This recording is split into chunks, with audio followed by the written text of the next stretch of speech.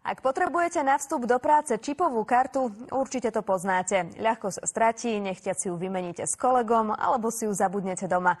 V malej belgickej firme to vyriešili po svojom. Zamestnancom chcú do ruky voperovať čip.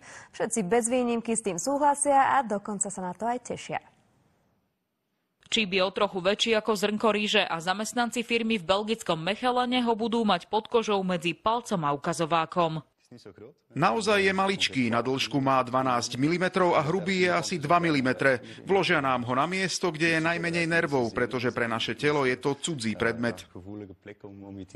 Zamestnancom, ktorí budú čoskoro očipovaní, novinka vôbec neprekáža. Práve naopak, sú z nej nadšení.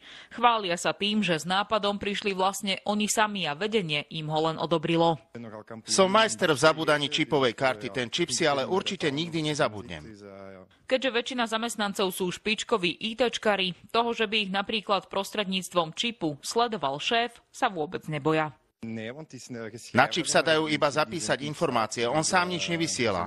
Šéf si môže len prezrieť, kedy som prišiel do roboty a kedy som odišiel, to je všetko. Na čipe budú aj všetky dôležité informácie o zamestnancovi, čo je vraj mimoriadne praktické. V čipe bude mať každý svoju vizitku. Znamená to, že keď niekam služobne pôjdeme, nemusíme so sebou vláčiť hrbu vizitiek. Človek, s ktorým si podáte ruku, len priloží smartfón k čipu a hneď sa mu zobrazí vaše meno, telefónne číslo aj e-mail.